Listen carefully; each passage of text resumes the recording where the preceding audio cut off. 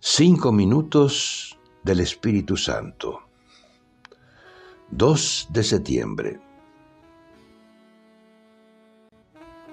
El Espíritu Santo no espera que nos obsesionemos buscando la perfección. Por eso dice la Biblia, no quieras ser demasiado perfecto, ni busques ser demasiado sabio. ¿Para qué destruirte? No tienes por qué ser perfecto en todo, ni hacerlo todo bien, ni hacerlo todo ahora. Suelta ese falso ideal, porque estás llamado a ser feliz en lo que haces, no a destruirte haciendo cosas.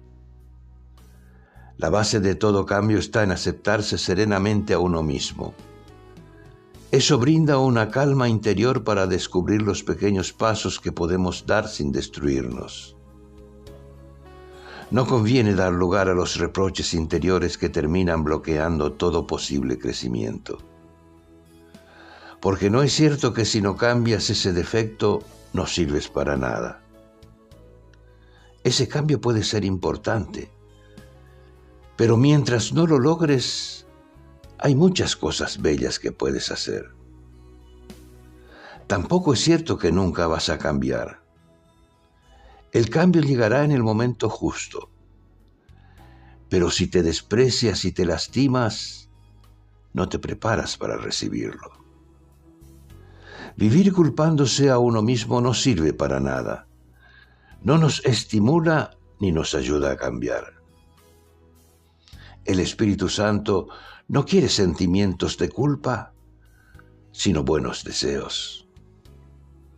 Por eso es tan importante mirarse a sí mismos con el amor compasivo y paciente del Señor, perdonarse y liberarse de esos ideales de perfección que provocan permanentes sentimientos de culpabilidad y de inferioridad. Pidamos al Espíritu Santo que destruya esos sentimientos inútiles. Cardenal Víctor Manuel Fernández.